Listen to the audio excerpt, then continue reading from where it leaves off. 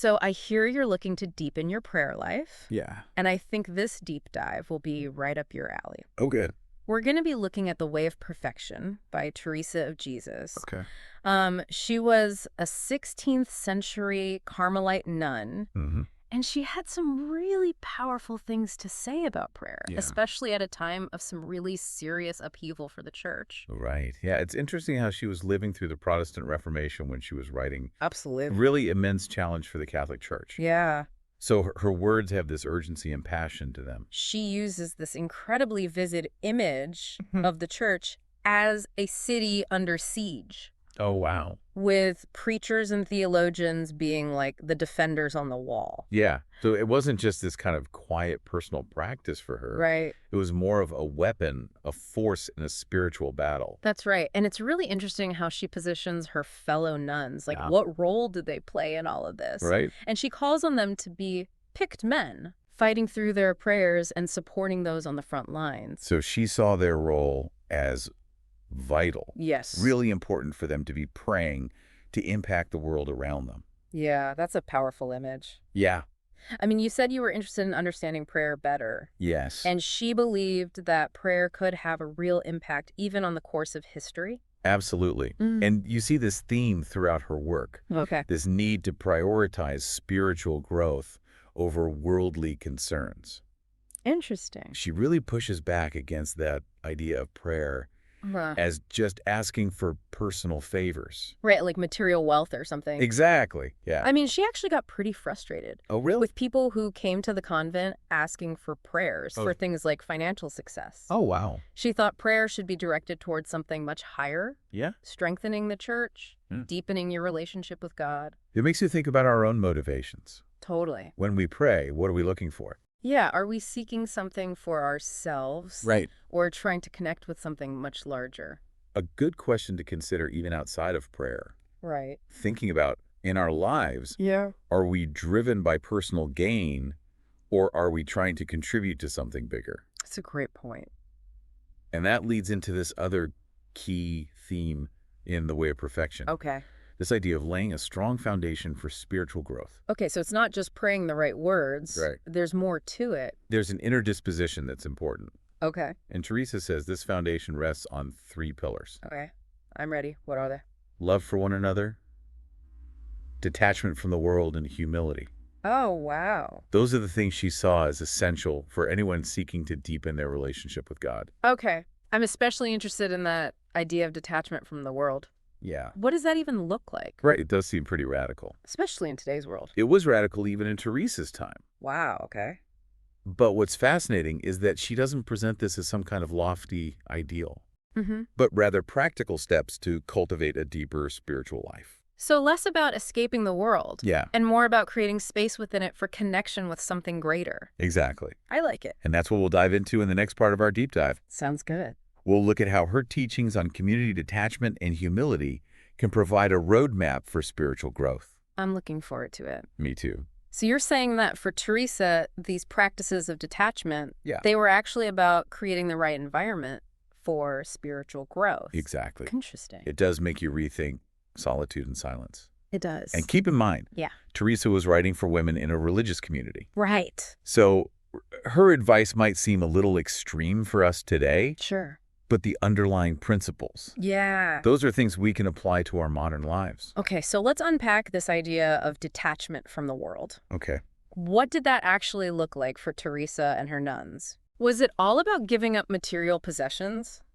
Well, it definitely included that. Okay. She believed that owning too many things Yeah. could distract us from what's important. Okay.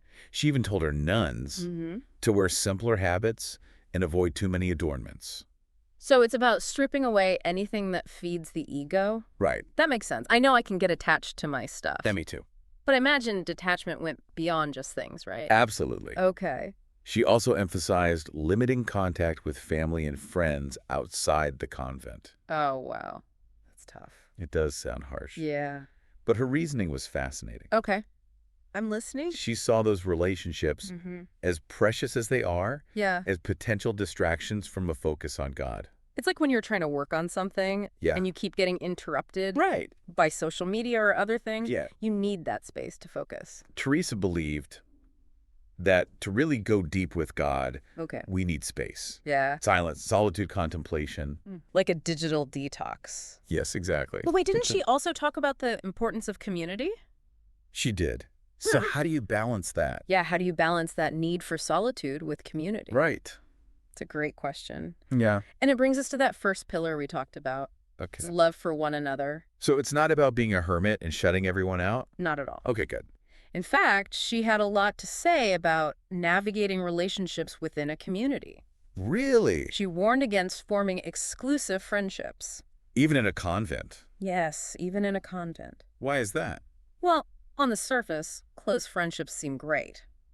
Yeah. Supportive. Yeah, but she noticed they can actually create division and jealousy. Oh, like when you have cliques. Exactly. Okay, that makes sense. Like in school or at work. Yeah, it can lead to resentment Yeah. and an imbalance. Right. Teresa was a good observer of human nature. Clearly. She wanted to create an environment where everyone felt loved and supported. Yeah, where individual needs don't mess up the harmony. Exactly. That's something we could all use a little more of. Absolutely. Think about families, workplaces, even online. It's a timeless challenge. It is. And her advice, although from a 16th century convent, Yeah. applies to any community today. It makes me wonder if that's part of what she meant by detachment. Oh, tell me more. Not just detaching from things, Well, yeah. but also those unhealthy attachments we have to people. Oh, interesting. The ones that cloud our judgment. Right, the ones that prevent us from seeing others clearly. Exactly. That's a good point. I think you're onto something there. Thanks. She was all about getting rid of anything that stood between us and God, Mm-hmm. whether it's possessions, relationships, or even our own egos. Which brings us to that third pillar, Right. humility. Yes. Humility. I'm curious what she had to say about that. Yeah. Because she seems like a pretty confident person. She was strong-willed, Yeah. but for her, humility wasn't about putting yourself down Okay. or denying your strengths. Got it. It was about knowing our place. In the grand scheme of things. Yes, exactly. So not being weak or passive, Right. Just acknowledging that we're not the center of the universe. Precisely. And this is where her sense of humor comes out. Oh, yeah. She had this hilarious take on nuns Uh-huh. who were obsessed with their health. Yeah, I remember reading She it. basically said, look, if you're so worried about dying, Yeah. just die for Christ already. Right, like get it over with. Right. It makes you think about our obsession with self-care today. It does. But she wasn't advocating for neglecting yourself. Right. She was challenging that tendency Yeah. to put our own comfort above all else. Okay, so for her, humility is about surrendering our desires. Yes. Even the reasonable ones. To align ourselves with God's will. Exactly. And this idea of surrender, Yeah. this is at the heart of what makes Teresa's teaching so relevant. To prayer. Yes, to prayer, because it's about letting go of control. And allowing ourselves to be guided by something bigger. Exactly. Yeah. And that brings us to the core of the way of perfection. Okay. Her specific teachings on prayer itself. This is what I've been waiting for. I know, get ready for some mind-blowing insights. I'm ready. Let's do it. All right. Lay those mind-blowing insights on me. Oh, I think you'll find this interesting. Right? Teresa's approach to prayer. It's both practical and profound. Okay. She doesn't just offer these vague ideas about talking to God. All right. She gives you techniques and insights that can really change how we approach prayer, Even today. even centuries later. Yeah. It seems like she emphasizes preparation. Yeah. Like it's not just about showing up and making requests. Yeah. You need to cultivate that inner state. You got it. Humility, detachment, love. Exactly. Prayer wasn't separate from daily life for her. Okay. It was all connected. So how did she actually recommend people pray? Okay, so in the way of perfection, Mm-hmm. she talks about two main types of prayer, Okay. mental prayer and contemplation. And what's the difference? So mental prayer is something anyone can do, Okay. no matter your spiritual level. Got it. It's about engaging your mind and heart in conversation with God. So you're not trying to empty your mind or anything? No, it's more active. Okay.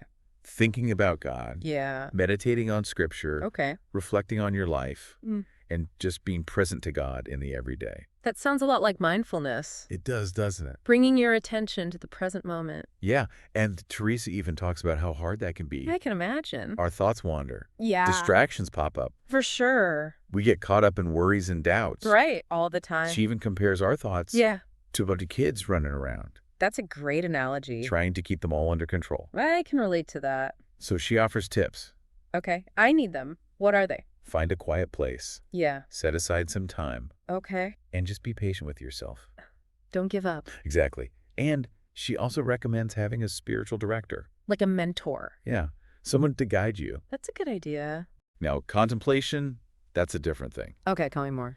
She saw that as a pure gift from God, Okay. a state of deep union, Wow. experiencing God's love and presence. That sounds incredible. It's beyond words. So you can't achieve it through willpower. No, it's about surrender, Okay. letting God's grace work. She uses an analogy, right? Yeah, she compares contemplation to drinking pure water right from the source. Okay. And mental prayer is like water on the ground. It It can be muddy. right? Less pure. So in contemplation, the soul is totally absorbed in God. Wow. It's a level of intimacy and joy that's hard to imagine. Did she think everyone could experience that? She said it was a special grace, Okay. given to some but not all. Interesting. And she even warned against seeking it out, Why is that? because it's not about the experience itself. I see. It's about surrendering to God's will. So even with mystical experiences, Yeah. humility and detachment are still key. That's right. It's about letting go. Wow, her teachings are all about aligning with God's will. Exactly. Whether it's through mental prayer, Mhm. contemplation, Yeah. or just living each day with love and surrender. It's a good reminder that there's no one right way to be spiritual. That's true. What matters is sincerity Okay. and openness to God's grace, Yeah. and just that commitment to going deeper with God. However that looks in our lives. Right. So what strikes me is that balance Yeah. between effort and surrender. Interesting. Tell me more. Like you have to show up, do the work, Oh. cultivate those virtues, Right. but also let go. Mm-hmm. Trust that God is working. Even when we don't feel it. Yeah, exactly. That's a good insight. Thanks. Something we can all learn from. Well, this deep dive has given me a lot to think about.